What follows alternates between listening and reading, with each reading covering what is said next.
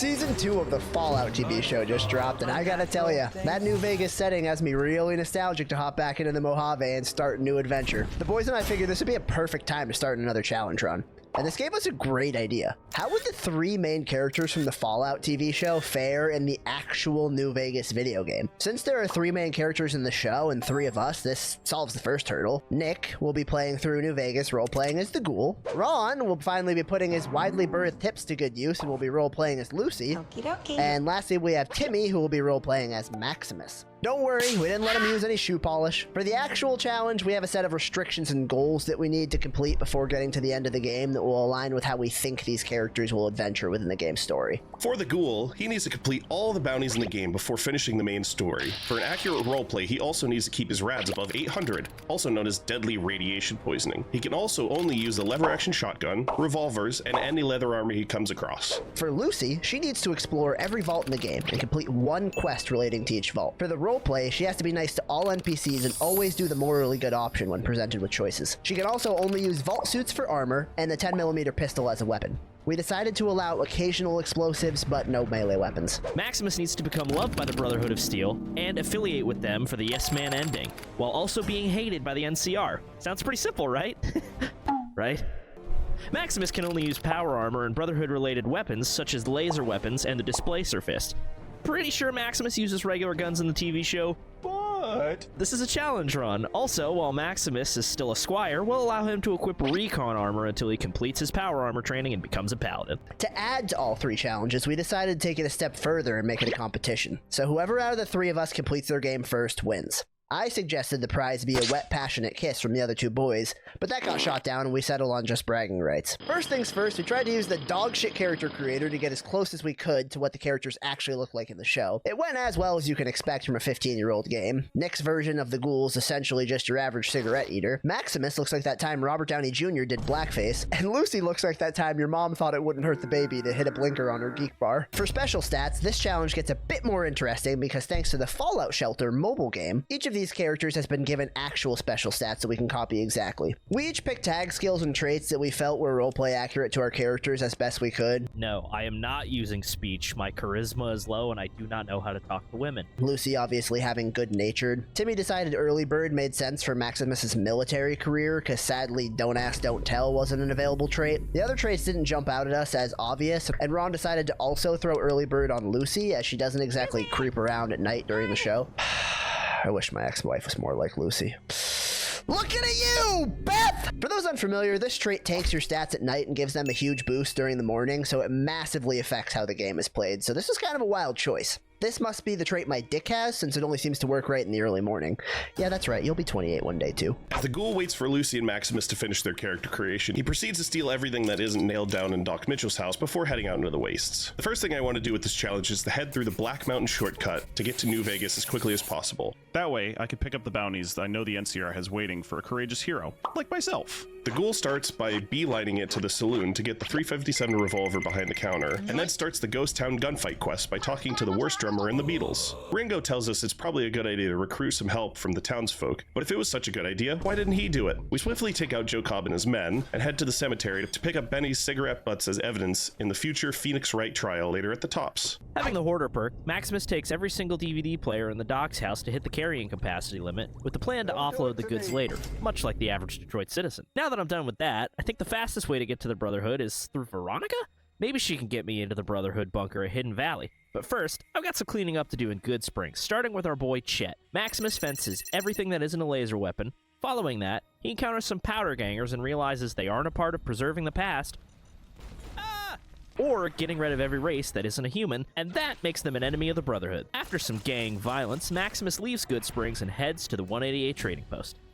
While the men are busy being stupider from Jupiter, Lucy leaves Doc Mitchell's house with the perfect starting equipment for her roleplay. The Courier Stash DLC gives us a handy armored Vault 13 jumpsuit and the slightly stronger weathered 10mm pistol. Now, I've probably played this game the least out of my sweaty, stinky companions, and therefore I'm at a slight disadvantage. In my personal playthroughs, it's totally possible that there are some vaults I've never found before, and I certainly don't remember the exact locations of the ones I have found, so I'm going to need a map if I have a chance of winning this competition. I take a map of New Vegas and I start connecting lines between the major cities. I then use Pythagorean theorem theorem to triangulate the statistical probable location of each vault. At this point, I realized the movie National Treasure is just a bunch of bullshit, and everything I did was pointless. I find a map of the vault locations on Google and see that Vault 19 seems like the closest and decide to head there first.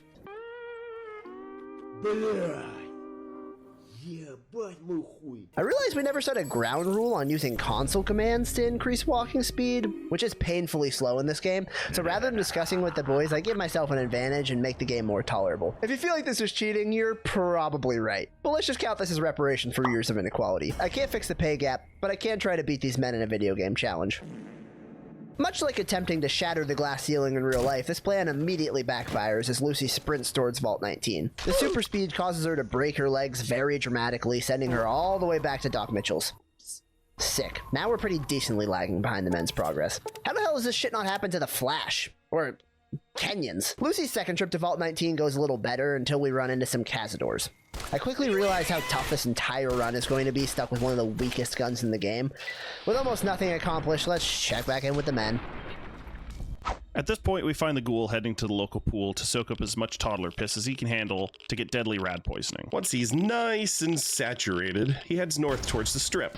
I figure the biggest city in the Mojave is a good place to look for bounties, other than the ones the NCR has. On the way, I pass through the town of Sloan, where the citizens gang up on the defenseless powder gangers, like those cops with Rodney King.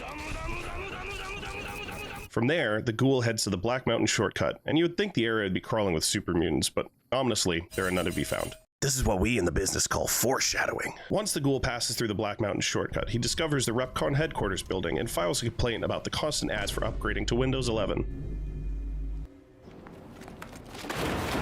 Maximus finds himself at the 188 and gets conscripted by Veronica. He finds out she can make laser ammo, something I completely forgot she can do, which immediately causes me to have intense sexual fantasies involving infinite ammo. But I have to chill the fuck out, because I got the homies in the Discord and we're filming a video right now. Regardless, this is a huge W, as Maximus can only use laser weapons. Our first conversation ends with her telling him that he doesn't pass the fit check, so he decides to get some fresh strip to better align himself with the Brotherhood of Steel.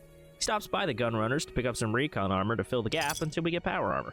Now it's off to the Hidden Valley Bunker to start the Brotherhood questline. Checking back in with Lucy, she's finally made it to her first vault, Vault 19. However, I'm pretty sure this is one of the vaults I've never explored, and since I got the location from Google, I unknowingly enter the back entrance of the cave. Lucy's shit gets rocked harder than my ex-wife by the guy she told me not to worry about as we immediately run into a pack of Night Stalkers. I realize we're going to need to stock up on enough 10 mil to fill the studio apartment of a Wendy's night manager if we're ever going to get through this run in one gun. We abandon the vault and head back to Chet to sell everything Lucy can't use. I realize it's pretty stupid I hadn't done this yet. Chet turns out to be a real son of a bitch who adds no value to my life, as I realize he doesn't even sell 10 mil. His second offense is looking just like the guy my kids call dad now, so I get out of here before I do something that would make my parole officer finally give up on me. I raid Good Springs for some static 10 mil locations my good buddy Google pointed me to. At this point, I've wasted so much time and accomplished nothing, so I decide to just beeline it to gun runners. Some raiders see me and can obviously smell my complete lack of ammo, but my speed stat is higher than them, so even without a Pucciana in my party, I attempt to run. This ends up being irrelevant because I hit my first of many classic New Vegas crashes. On the way to the Strip, the Ghoul passes Jenna Ortega, who is doing some character acting for her next hit movie where she plays a terrible actress. The Ghoul, needing ammo, heads to the local neighborhood arms dealers to stock up before heading towards Fiend territory. Unfortunately, because I'm over the age of 25 and the dementia is setting in, I have no idea how to find any of these bounties other than following their quest markers. Before we get too far, our foreshadowing gets paid off as we get jumped by a bunch of super mutants. As the Ghoul realizes that these 9-foot-tall, roided-up, legally distinct Shrek cosplayers are quite difficult to kill, he bravely runs away. Once we're done with that harrowing ordeal, Nick kind of forgets the whole point of this challenge. What are you doing in Vault 19? Bro, what do you mean?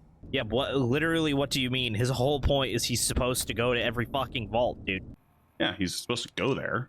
So I just gotta see it and then I can walk out? Because I'm gonna be done real quick then. I assume I need to, like, fully explore all 6 of them. True that. It's probably for the best.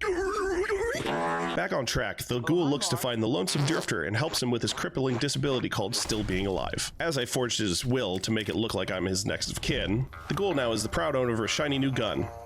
And now for some Fallout fun facts with your host, Nick. You look ever so slightly close to the O in the welcome to New Vegas, there's a smiley face. Man, what a loser. The Ghoul then gets the quest from the NCR for some good old-fashioned state-sanctioned murder. While killing some political dissidents, the Ghoul finds the New Vegas Medical Clinic to pick up some more wintergreen sin. After aimlessly wandering through fiend territory, our hero finally stumbles upon his first bounty target, Cook.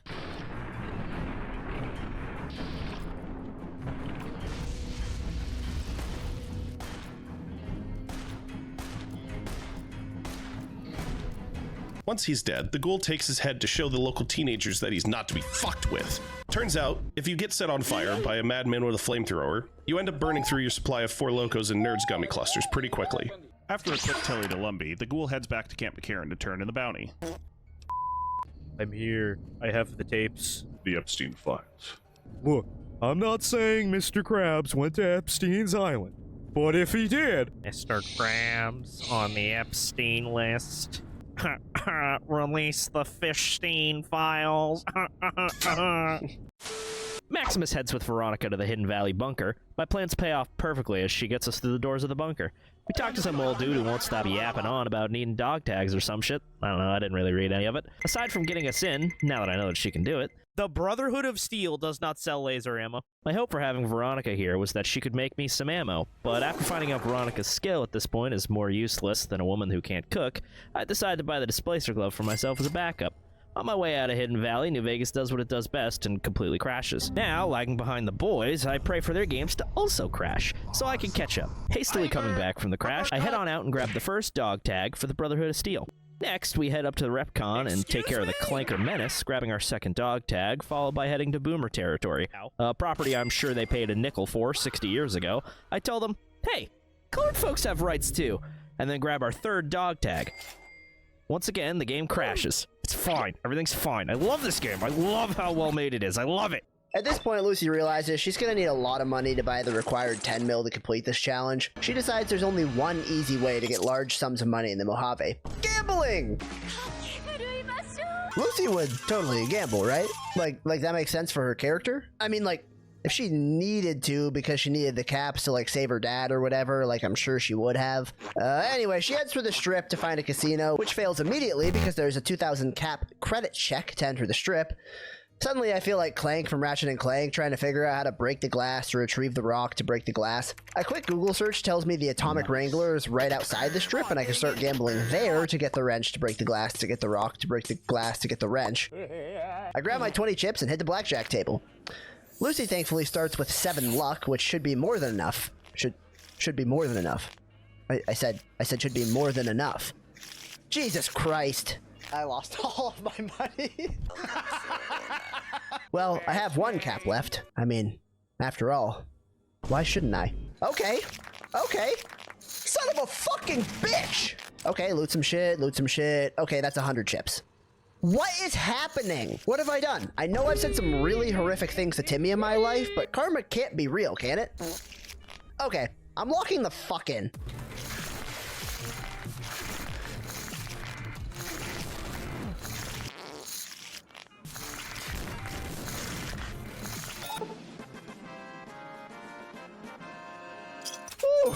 The Ghoul then finds Driver Defy, and once again proves why you don't bring a golf club to the Tiananmen Square incident of 1989. Now that we have successfully removed the possibility of growing an audience in China, we move on to the next bounty target. Violet and her canine army find out why you should wear a mask when filming dog porn, dropping off the severed heads of the mentally handicapped people I was tasked with killing. The Ghoul forgets to take his ADHD meds and decides to head to Prim to find the unique revolver Lucky. While we were clearing out the Bison Steve Hotel, we find that the convicts have a hostage. Unfortunately, due to the perils of combat, the Ghoul accidentally executes the hogtied and unarmed Deputy Beagle.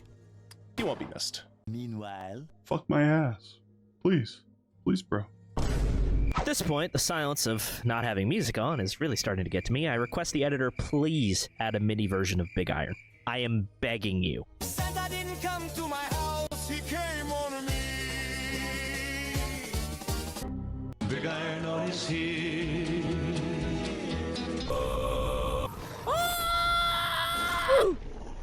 On his way to deliver the dog tag, Maximus discovers 12 naked cowboys in the showers at Wolfhorn Ranch. Some of you are going to be a little too young to understand that reference. Dude, Young Night Stalker would be such a killer rap name. Yeah, it's very, very concerning, Tim. That is like... Yeah, I want to be big ol' rapist. I said it in the group chat, so you guys probably already saw it, but that YouTube video that's like, why racist pedophile 1488 is a bad person? And then it's a person's like, wonder what he did. And then one of the comments was, so he's the person you least suspect. You never expect it to be Young Night Stalker. Finding out in a Facebook quiz what my funny Viking name would be. Dude, if I was a Viking, Hymen Breaker, Destroyer of Virgins would not be a name that would be off the table. I move into Gecko territory and get my absolute shit scared off of me by Veronica jump scaring me for what won't be the last time. That was a jump scare, and I'm glad that was caught on camera. Jesus. I also find out that Ron and I share the same quest, and that I'm somehow doing better than him so far? Because the bunker's air filters are failing.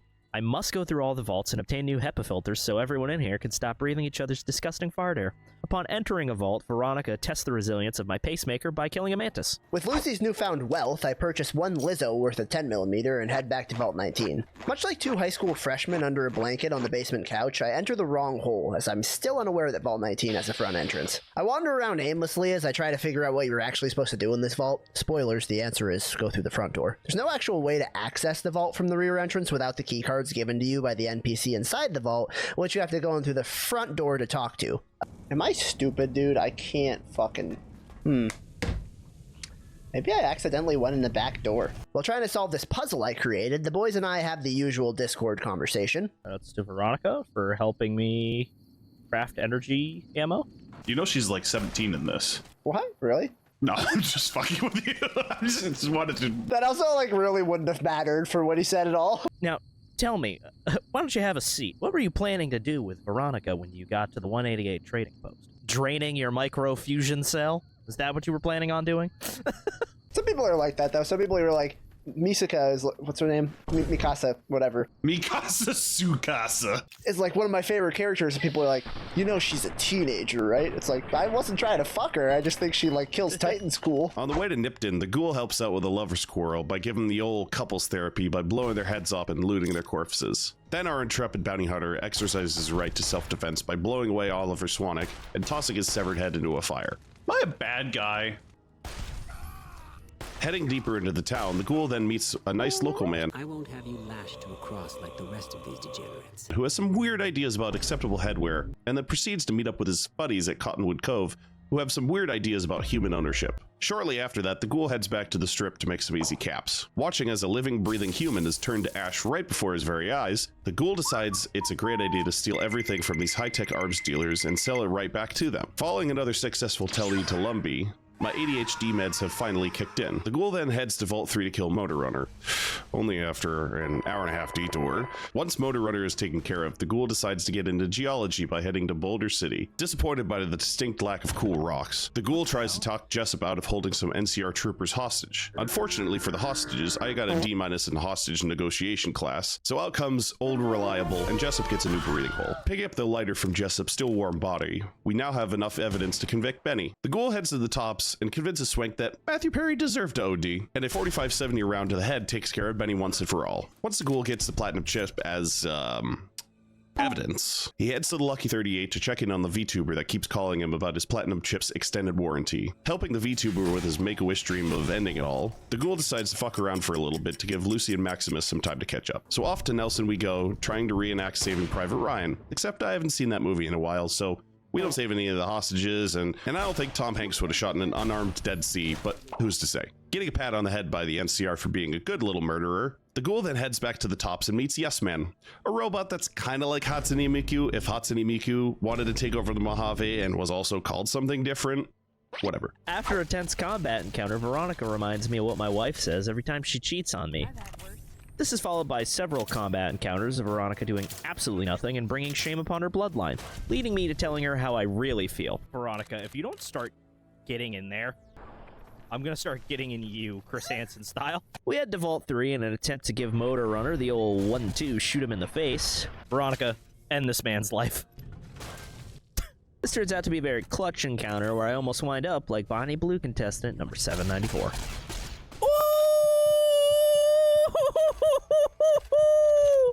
I walk into the room swinging first and asking questions later, absolutely annihilating this dude's dog right in the fucking head. Now that diplomacy has failed and I send Motor Runner to meet his dog, I give Veronica the ability to do a Texas Chainsaw Massacre cosplay.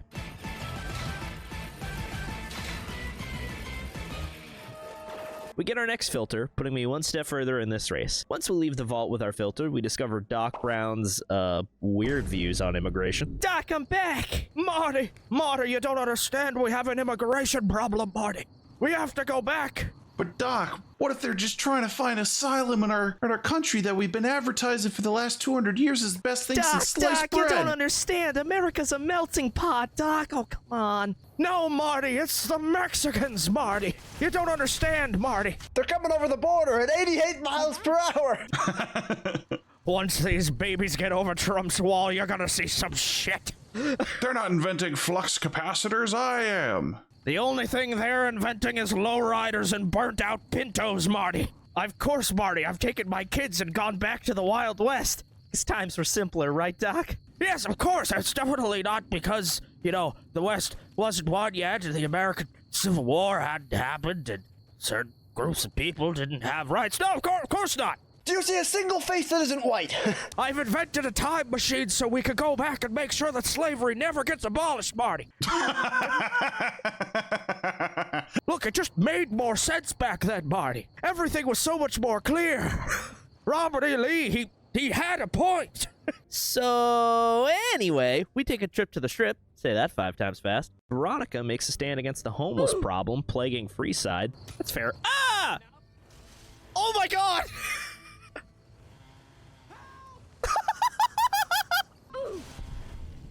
At this point, I'm having a small issue where Veronica's not putting out. Help if I could. Veronica, what are you doing? Causing my wrist to get pretty sore. Plus, her not making ammo is also a problem. So I need to recharge her weapons to solve this issue. Now that I'm geared up, it's time to get that last vault done and nab the last filter for the Brotherhood. On the way, I encounter Cazadors. Ah! Feel a little woozy here! And discover how it felt to be a Native American during colonization. Oh, I'm so fucking boned.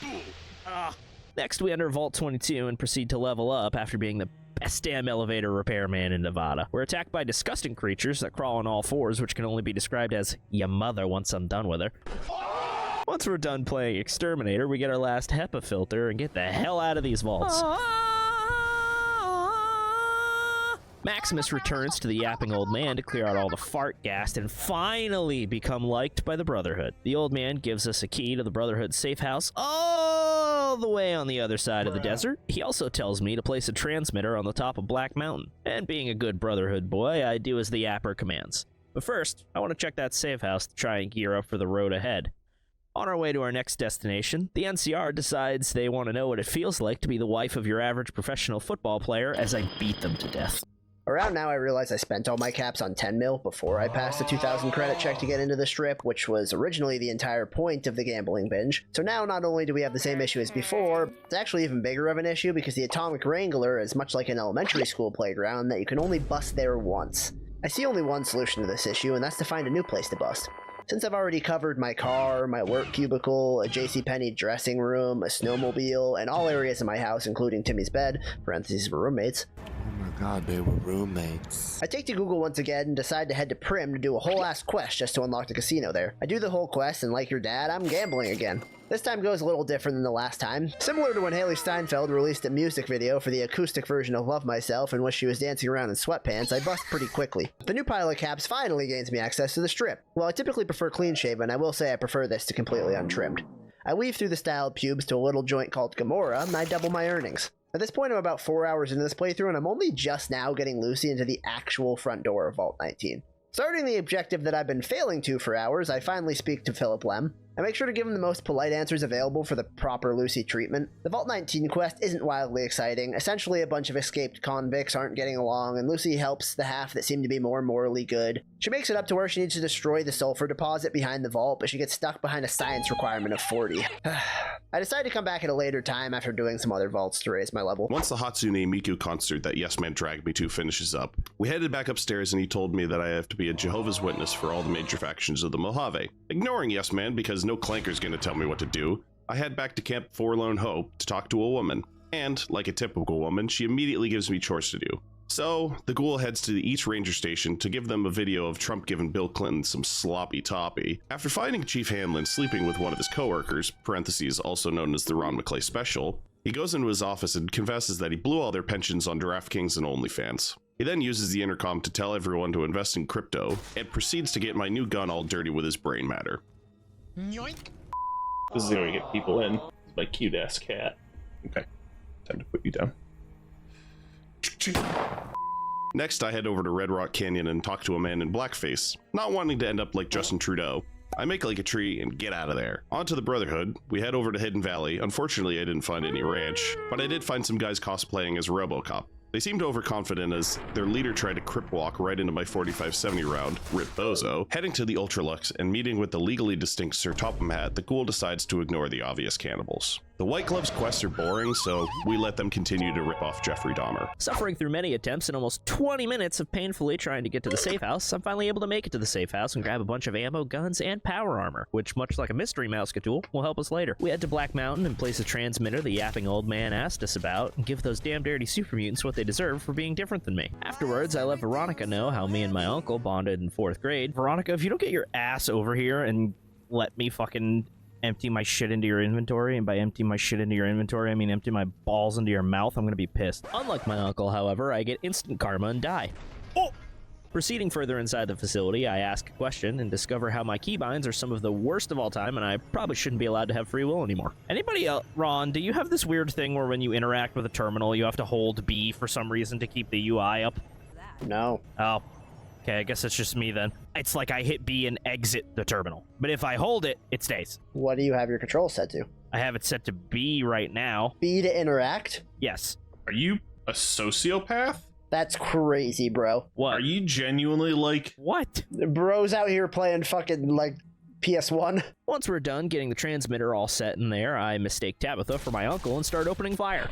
I head back to the Yapper for the moment I've been waiting for and can finally use power armor. This is huge for us as the DT and DR are going to help us a lot in not dying going forward. Now it's on to the main story as I head to the Vicky and Vance casino, freeing Deputy Beagle. Maximus moves on to the strip. He talks to a super cringe VTuber cop, and now that he's donated to his favorite dude with a voice changer, he runs inside only to be met with another one and realizes that Vegas is just like Vishojo, but with blackjack and hookers. I meet up with Benny, and much like my appearance on To Catch a Predator, it was a trap. And now that we've taken care of the FBI and Mr. Hansen, I meet another VTuber who won't take no for an answer. At this point, I'm feeling like I actually have a shot at winning this, and finally having this year turn up Timmy, only to be slapped with karmic justice for all those times I told the cashier I wasn't interested in donating today. Turns out you can't actually bring the Brotherhood into the Hoover Dam. After researching the issue, we discover the only real way to do a Brotherhood line ending of New Vegas is to have them call a truce with the NCR, which directly contradicts with my challenge and Maximus's character from the show. Once a heated debate with the boys comes to a close, we decide to have me do the Lonesome Road DLC in place of the final quest, since disarming the nukes is the only way to become idolized by the Brotherhood in New Vegas. As if I wasn't lonesome enough. Coming back to Lucy failing the science check at Vault 19, my inadequacy feels akin to not being able to pull start your lawnmower in front of the other dads. I hang my head in shame and steer Lucy over to Vault 3 to try to level up while staying on task. Vault 3 is the one overrun by hostile fiends. I want Lucy to try to resolve the situation peacefully, as I don't picture her opening fire on a bunch of drug addicts. I immediately get blasted with another inadequacy as I realize our speech isn't high enough to talk the head fiend out of violence. At this point in the analogy, Greg, the dad from the bigger house across the street, has just cranked my lawnmower up in one rip, while the other dads go, "Woohoo! Look at that!" Completely humiliated, I just leave Vault 3 and try to do another Vault quest. This time I pick Vault 22, the one overrun by hostile plants. Basically, I rescue an NCR scientist from the lower levels and help her destroy the vault and any ability for anyone to replicate the experiments. There's technically a second option to help a different NCR scientist recover the experiment data, but that didn't seem like the morally good choice that Lucy would make. While doing the quest, I hit level 9, but I don't have enough points to get my science level 40. However, I remember that the early bird trait can get +5 to all stats in the morning, so I just set my science to 35. After the level up, I meet up with your average 39-year-old American woman who was convinced Botox makes you beautiful, and together we blow up some plants. At 5 hours and 25 minutes, I have finished my first vault. Additionally, finishing that quest got me to level 10, and I'm able to set Lucy's speech to 59. So with the +5 from early bird, I can meet the 64 check to talk down the head fiend. I head back to Vault 3 to finally live vicariously through my ex-wife and sweet-talking drug addict, but apparently this whole side quest was all for nothing because the fiends don't give me the option to talk this time and just open fire. Even Lucy being as polite as she is, she's still going to return fire on an immediate threat. I also run into a roleplay predicament as I realize the only way to save Bryce Anders' life is to lie to him, but lying doesn't seem like the Lucy thing to do. After discussing that with the boys, we decide that Lucy would lie if she knew it was the only way to save a life. Following that, there's no actual quest for Vault 3, but I do the mini objectives of rescuing all the prisoners. I also hilariously VATS Motor Runner's dogs before his dialogue triggers. Then Lucy kills the bad man to finish the vault. 2 vaults down. When my science skill finally high enough to start the lawnmower, I head back to the goddamn mother-fisting Vault 19 to blow up this Once the ghoul has successfully ignored the numerous red flags that the White Glove Society likes to eat ass a little too much, we head over to Nellis Air Force Base to continue our door-to-door murder salesman routine. Yes Man told us there's a group called the Boomers over at Nellis, who turn out not to be the old fucks that ruin our economy, but are actually just some heavily armed savages. So, they're more like Floridians. On the way, we encounter a jaywalker and revoke his living privileges. Using our dodge roll iframes to avoid the howitzer bombardment, we make it to the front gate and meet with Mother Pearl. She seems really excited to meet us, so we do as anyone who is being harassed by a cougar would do and decline her Facebook friend request. You know, they say women just get better with age. Like a fine wine or cheese. I'm lactose intolerant, so... The ghoul then heads back over to the strip to tell Yes Man that we have successfully ignored most of the people he sent us to win over. The ghoul then has a choice between saving the NCR president or flipping a switch in some power station. We choose flipping the switch because the president's potential assassination could wait a bit. This is what we in the biz call foreshadowing. Again. At this point in the simultaneous playthroughs, we realize Lucy and the ghoul are outside Vault 11 at the same time. Oh, I found Vault 11. That's where I am, right now. Neat. Yeah, I'm gonna see your Dark Souls ghost in a second. Oh, shit. The ghoul moves past it while Lucy enters. I figured since now that I need level 60 explosives on top of the 40 science, my firstborn child, and the anal fissure blood of a World of Warcraft player just to finish Vault 19, I might as well do another stupid fucking vault. This works out as Lucy hits level 12 while exploring and I start pumping explosives. Vault 11's thing is that it ends with you locked in a room where you're forced to watch a movie and then a robot kills you. This is horrifying, but sadly wouldn't even rank in the top 10 when compared to all of Nick's Tinder date stories. Much like all of Nick's Tinder experiences, I realize that I'm gonna have to use pretty much every ounce of my power to get out of this situation. I start with telling the robots no, since consent is powerful, but I quickly find out why the hashtag MeToo has a Wikipedia page dedicated to it. Next, I try using mines and TNT to blow up the robots, but they are still too powerful. Finally, after a lot of lame hiding and popping out, I managed to beat all the robots, finishing my 3rd vault. 2 hours later. Hear that, Drake? Bears. It's Ed. You hear that, Drake? Miners. Now you're putting the whole label record in jeopardy. Next up we have Vault 34. It's the one that's irradiated and all the dwellers are ghouls. Much like genital warts, there's not much that can be done here, so you just gotta clear it up. Similar to the time my ex-wife taught me that lesson about genital warts, I admit I lose my shit a little bit when I can't find the overseer's second password, despite literally following an online guide. Bro, I'm losing my fucking mind. I cannot find this fucking other underwater section the guide is talking about. I've walked around every inch of explorable fucking space of this and I'm not seeing it. Eventually I make it to the ghoul overseer, and much like my daughter's gerbil, I lay him to rest. However, in this instance, I'm using a 10mm handgun instead of my anus. Degenerates like you belong on a cross. 4 vaults down. Lucy finally gets to head back to her arch nemesis, Vault 19. You can't defeat me. And hopefully emulate Mr. Fuzzy, my daughter's gerbil, by blowing that shithole sky high. Lucy makes it to the sulfur, thinking there physically could not possibly be another requirement to blow it up, but some fucking how, she is rudely informed that she needs C4 to actually blow it up. This involves finding the number that are hidden within the vault. After playing some peekaboo with a bunch of hidden C4 that ironically makes me reminisce about all those long school days spent with Mr. Fuzzy before the incident, I take my treasures back to the sulfur and finally blast that shit like a kidney stone. Just when I think this hellhole of a vault is finished, I accidentally ask Philip Lem if he'd considered joining the Great Khans, which leads him to ask Lucy if she would help him. Because of the roleplay, Lucy has to do the polite thing and help him. Next, the ghoul dresses up as a schoolgirl to get a free boat ride over to Jeff Epstein's island, called the Fort. The ghoul then goes to a secret bunker under the fort and gets into a fight with Mike Tyson and his friends. After uploading the liberal mind virus into the army of Securitrons, the ghoul starts making his way over to the El Dorado substation, but a group of local street youths light me up like Biggie, and I barely survive with a cunt hair of health left. Once I get patched up, I head to the substation and press some buttons until something happens.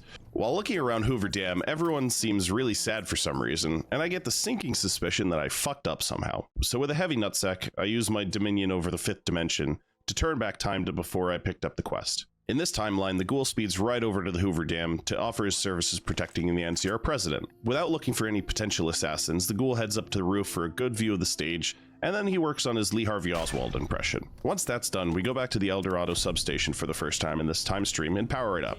Now that all my I's have been crossed and T's have been dotted, I head back to Lucky 38 and tell Yes Man I'm ready to start the second battle of the Waffle House. Battling through the streets of Chicago after the local sports team wins the big game, the Ghoul gets into the dam's tunnel system, and I'm not sure how I fucked this up, but I guess I gotta blow up the dam's generators. Once I've blown up the generators like Taco Bell would blow up a medieval peasant's digestive tract, the Ghoul surfaces back into the chaos of the normal Tuesday in New York City and makes his way to the Legate's camp.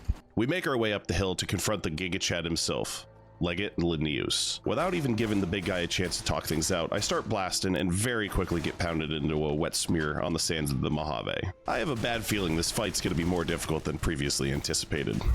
It takes 3 more deaths to the Leggett and his goon squad, but I eventually realize that the pen is mightier than the sword and tried diplomacy for a change.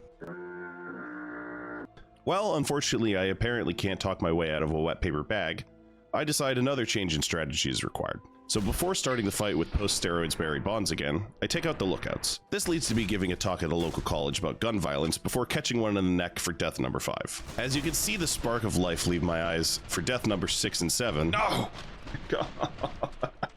I decide to call it quits for today and try again tomorrow. Saying goodbye to Veronica, I enter the Lonesome Road. Realizing it's named after my sex life, I start by heading into the silo. I grab the bot, the myth, the legend, Eddie, and though I've only had him for a few minutes, if anything bad happened to him, I'd kill everyone on this channel, including myself. At this point, I realize how ball-crushingly hard this DLC is at my current level. Speaking of which, that's gonna get higher than your local gas station junkie throughout this DLC. When we're done here, Maximus proceeds through several sentry bots and makes his way out of the silo. I find myself in a terminal, and we find out Ron didn't know you could clear extra guesses out of the terminal. What an idiot. I didn't know that. I always just do it because I'm goated. Yeah, it'll remove duds for you if you do that. I grab the big red button, and Nick's fiance has an aneurysm.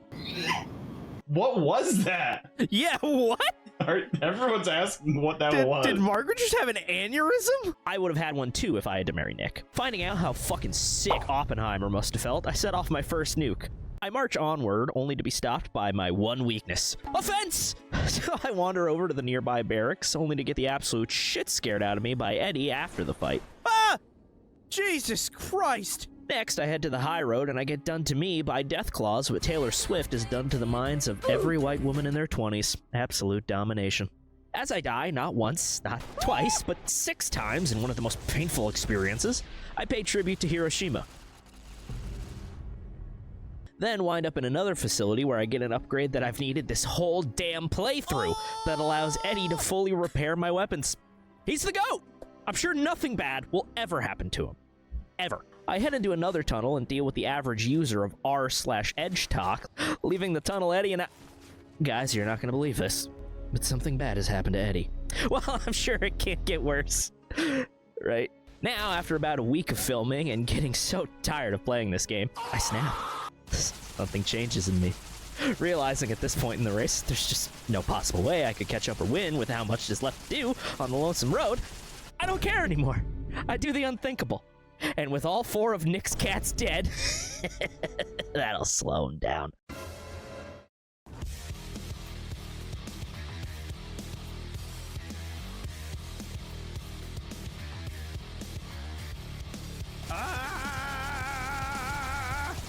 And now that I've ripped and torn until it's done, I can finally put an end to this god-awful... Oh, I forgot Eddie! Anyway, and now that that's done and I've killed MAGA's strongest soldier yet again, I can finally be done with this. Now that the run is over and Maximus has finished New Vegas, I've submitted to the other boys, realizing how smart and funny and handsome they are, and I'll just never compare... Wait a minute! Did you boys write this? Did you put this in my script? Thinking Timmy won this completely fair and square, Lucy continues on to at least be able to say she finished the run. On her way to meet the Great Khans, her speedster powers cause her to get stuck in a rock, and I have to fast travel all the way back and start over. Can you believe this is the power they chose for the main villains of Flash Seasons 1, 2, 3, 4, 5, 6, 7, 8, and 9? Anyway, on attempt 2, I make it to Papa Khan, but can't find any dialogue options for the quest. Checking the quest log, I can also see talking to him hasn't advanced the quest. I go back to Philip Lem to see if it just works, but it doesn't. At this point, I think Timmy/Maximus has already won, and since the quest is bugged, and I already completed a quest for Vault 19, I just call 19 good and move on to my last vault. For my last vault, I hit the strip and enter Vault 21. 21 is just a gift shop/motel, so I just look around for any important looking NPC. This leads me to Carlitos. Lucy, being the stand-up gal that she is, offers to help Carlitos rescue his girlfriend, who went to the Gamora to meet her top OnlyFans contributor and never returned. I make the daring rescue and return to Carlitos. Much like every guy who's totally cool with their girlfriend's OnlyFans, he really needed this win. The favor doesn't end there because Carlitos tells me he has a chair in his bedroom and he'd like to sit and watch while Joanna and I have some fun. Instead of his plan, I offer to sneak them out of the city and make sure they are safe. In appropriate cuck fashion, he tells me to invite even more people to the shindig, which I also decline. I don't need backup, I have a weathered 10mm pistol. Who needs backup when you have a weathered 10mm pistol? I end up killing all the Omerta thugs, with the only casualty being one of Joanna's 2 sex worker friends. Her life is meaningless to the plot, and Carlitos and Joanna don't seem to be too bent out of shape about it. Joanna's surviving friend sees how meaningless the title Joanna's Friend is, and tries to bolt up a light post just to get away from them. With the last vault quest out of the way, the last step is just to beeline the main story and try to get the most morally good ending possible. Meanwhile, the Ghoul, after having a weak hiatus from the ball crushing factory, dives back into the fray and learns that trying the same tactic after a week off doesn't actually improve your success rate. So I reloaded a save to get a new blue res geek bar and a few buzzballs. Due to having the IQ of a sea slug, I go to Quarry Junction to farm some XP off the Death Claws to get my speech skill to 100. Realizing that killing Death Claws gives me about as much XP as me banging Iran's mom, parentheses, she's easy and I never learn anything new, I go back to Salone to try and fix their generator. Unfortunately, my IQ did not go up in the last few seconds, and I find out that my repair skill is too low to fix it. I head over to the Recon headquarters because why the hell not, and this is actually enough XP to get me to level up. I dump all the points into speech and head back to Yes Man to start the second battle of Dodger Stadium. Again. But for the first time? Who knows? Time travel is confusing. I do the same song and dances before and arrive at the Legate's camp. I play a bit of 4D chess and take out both of the guards protecting the Legate, and completely waste the last hour I spent grinding my speech level. After popping all of the drugs I had on my person, like a dealer who just got pulled over, I was able to tank enough hits to finally take down the Legate Linnaeus. Once I finished mopping up the last few legionaries, we head over to the front gate and confront General Oliver. The Ghoul's army of Securitrons gun down the general and his men, and with that taken care of, we can finally say that we have beaten Fallout New Vegas as the Ghoul. For our last step in our journey, Lucy heads to Yes Man, who is kind of like Jessica Alba if Jessica Alba was a talking robot who wants to take over a post-apocalyptic wasteland, and her name was Yes Man instead of Jessica Alba. For 2 full hours, Lucy painfully makes her way through the final quest of the story, eventually getting to level 19 and 100 speech right before the final confrontation. The Legate approaches ready for violence, but Lucy gives him a speech that would bring a tear to the eye of Martin Luther King Jr. We had the same dreams once, but now you become the exact opposite of the Hokage. She reminds the Legate that there is so much more to life, like beer and pussy and college football, and eventually he sees the wisdom in her words and surrenders. Next, General Oliver approaches. Lucy tries the same approach with beer and pussy, but apparently Oliver is a Democrat, so she starts losing him. In a last-ditch effort, she gives him a participation trophy and takes 20% of his paycheck, and he surrenders too. And with that, Lucy McLean is the last Fallout show character to beat Fallout New Vegas. Since Timmy cheated, I think it's safe to say Nick won on this challenge. Bye, friends.